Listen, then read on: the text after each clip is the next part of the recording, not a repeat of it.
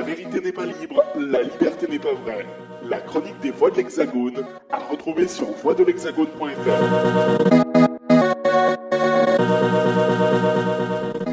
Et on rejoint à présent la rédaction des Voix de l'Hexagone et Pierre-Henri Paulet pour la représenter. Bonjour Pierre-Henri. Bonjour Martin. J'espère que vous allez bien. Très bien, très bien. J'espère que vous allez bien parce que l'on va parler d'un sujet complexe, l'avenir du clivage droite-gauche en politique et en France.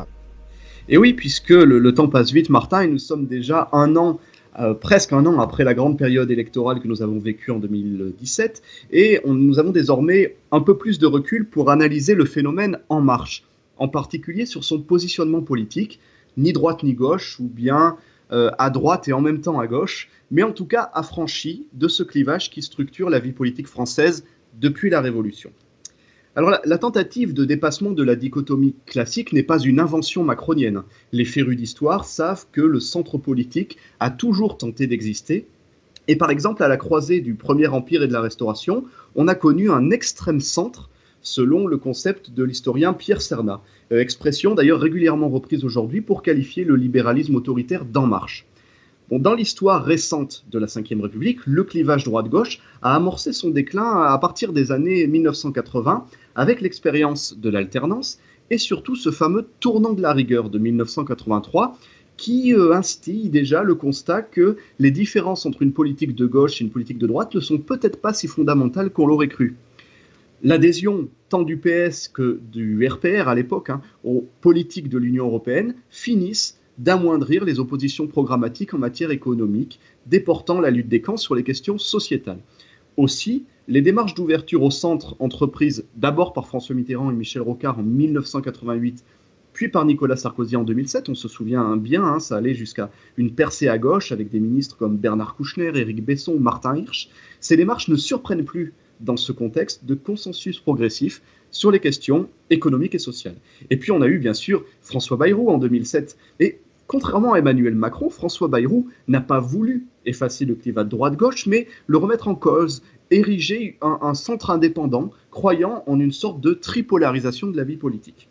Ce qui est assez nouveau avec Macron, c'est cette idée de rejeter le clivage droite-gauche, car dépassé ou inapte à saisir la réalité politique du moment. En clair, devenu inutile et sans pertinence. Il ne s'agit plus de créer une troisième force, mais de réaliser une grande alliance transpartisane, dont la conséquence la plus directe, on l'a vu, fut l'effondrement du Parti socialiste et la fragilisation des Républicains. Mais là, je ne vous apprends rien, c'est la situation que nous connaissons depuis juin 2017. Oui, mais si les Français ont choisi Emmanuel Macron et lui ont donné une majorité confortable au Parlement, l'idée d'obsolescence du clivage droite-gauche n'est-elle pas, Pierre-Henri, en quelque sorte confirmée par les faits ? Si on se place du côté des électeurs, en effet, ils ont montré l'an dernier que le ni droite ni gauche ne les déroutait pas et semblait même à leurs yeux une preuve de modernisme. Et cet attrait pour l'effacement du clivage ressort d'ailleurs dans un sondage Via Voice de janvier 2018.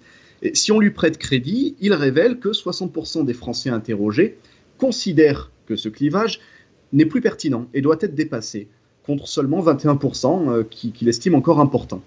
Dans cette même étude, on a même 75% des sondés qui ont la conviction que faire travailler ensemble des personnalités des deux bords permet de prendre de meilleures décisions.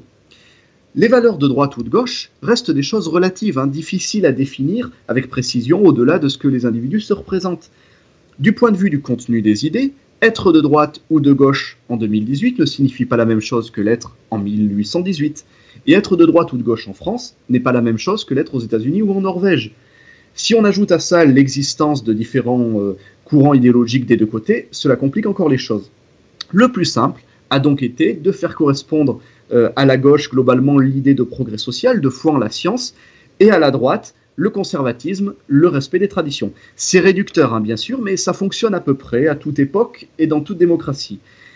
Sauf que, on vit actuellement une époque très particulière dans laquelle les termes de progressisme et de conservatisme ont été dévoyés et pour ne pas dire instrumentalisés. Ce qu'on appelle les réformistes aujourd'hui, et qui se prévalent donc du progressisme, puisqu'il faut pour eux sortir des schémas anciens, rompre avec nos modèles, avec nos habitudes, ne sont pas des partisans du progrès social. Et je vais prendre qu'un seul exemple. Avant les ordonnances Macron, la loi travail a été adoptée par une majorité dite progressiste, celle des socialistes. Et de même, vous avez aujourd'hui à gauche des élus qui veulent sauvegarder les acquis sociaux, les protections du code du travail, le statut des fonctionnaires. Et ils sont là dans une démarche conservatrice, ce qui n'est pas un terme péjoratif. Ce sont donc les néolibéraux, partout en Europe et incarnés en France par En Marche, qui peuvent facilement s'autoproclamer progressistes aujourd'hui, puisqu'ils veulent en finir avec ce qu'ils considèrent comme des privilèges professionnels ou des protections archaïques. Le tour de force de Macron a été d'apparaître comme moderne aux yeux d'une partie de l'électorat qui se dit de gauche, tout en obtenant, par ses choix économiques en faveur des entrepreneurs, des catégories aisées, l'approbation des lecteurs de droite. La confusion est totale et on ne sait plus très bien ce que signifie encore être progressiste ou conservateur. Et puis rapidement, un dernier argument, vous connaissez certainement la célèbre formule que l'on doit à l'écrivain espagnol José Ortega y Gasset, que l'on soit de droite ou de gauche, on est hémiplégique. Et il y a une vérité profonde là derrière. Quelles que soient nos convictions personnelles, car après tout on est en droit de penser qu'une vision du monde est plus proche de la réalité et plus bénéfique pour l'humanité qu'une autre, eh bien il est absurde de penser que toute vérité se trouve essentiellement dans une doctrine ou chez une famille politique. De ce point de vue, il est vrai que le clivage droite-gauche enferme, il trahit la complexité de la réalité et qu'il peut même, chez certains individus qui se revendiquent trop intensément d'une certaine idée politique, d'une certaine identité politique, il peut même préformater la pensée. Donc s'en affranchir, c'est certainement recouvrer une liberté de regarder les problèmes et d'en chercher les solutions sans les a priori militants.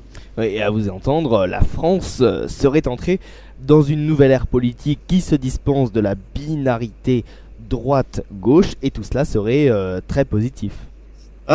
L'actualité de ces dernières semaines montrerait plutôt une tendance de restauration du clivage, qui vient, elle, des partis minoritaires. Parce que, bien sûr, l'actuelle majorité a tout intérêt à ce que perdure cette situation, puisqu'elle peut profiter tranquillement de ce qu'on pourrait appeler le monopole du sérieux, je mets ça entre guillemets, en expliquant que ses adversaires se trouvent, eux, relégués aux extrêmes.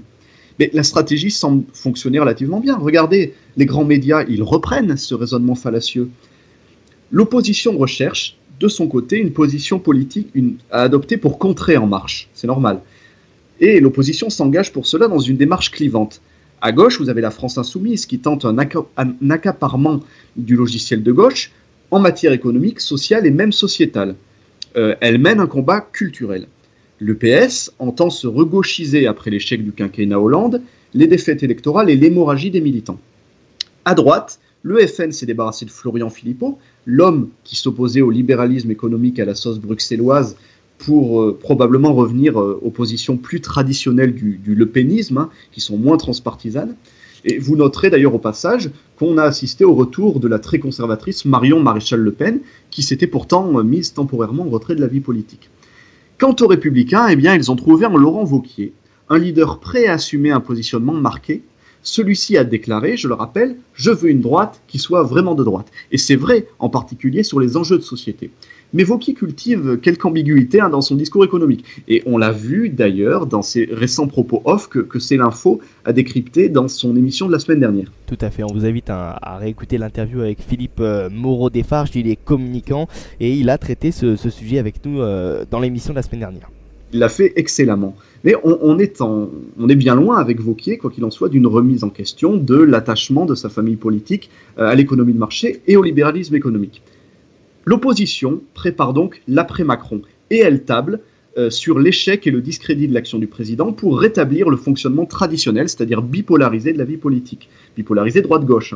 Son analyse pourrait se résumer ainsi. Les Français déçus font l'expérience de la nouveauté. Un parti ni de droite ni de gauche avec des personnalités venues des deux bords, bon, mais si les espoirs sont déçus, leur engouement pour ce mode de gouvernement disparaîtra. Et alors, les réflexes anciens reprendront le dessus.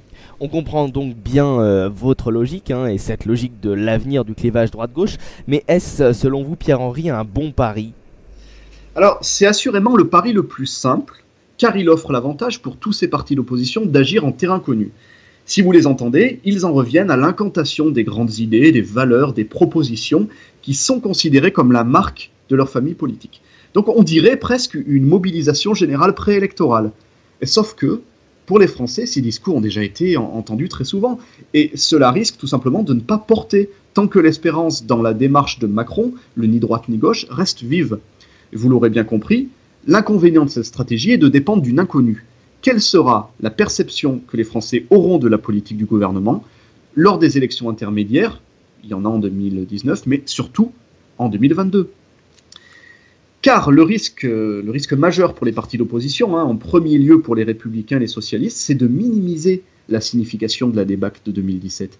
Car le phénomène En Marche n'est pas une alternance ordinaire qui aurait lieu avec une formation centriste. C'est bien plus radical que ça. C'est un phénomène qui bouleverse complètement les antagonismes politiques. Alors, s'il s'avère que ce clivage droite-gauche est en effet devenu inadéquat et indésirable pour les électeurs, même temporairement, dans ce cas, il faut chercher autre chose. Or, aucun des principaux partis d'opposition semble avoir l'audace d'opposer à Macron une stratégie qui serait finalement calquée sur la sienne. En clair, que faire pour espérer contrer une alliance transpartisane, néolibérale et pro-européenne ? Eh bien, il faudrait relever le challenge d'un mouvement qui serait lui aussi transpartisan et, par exemple, social et souverainiste. Or, rien ne montre aujourd'hui qu'on s'achemine vers cette hypothèse. Merci beaucoup Pierre-Henri Paulet des Voix de l'Hexagone, de la rédaction des Voix de l'Hexagone, voixdelhexagone.fr, sur l'avenir du clivage droite-gauche en France. À très vite. Merci Martin, à bientôt. Quand la vérité n'est pas libre, la liberté n'est pas vraie. La chronique des Voix de l'Hexagone, à retrouver sur voixdelhexagone.fr.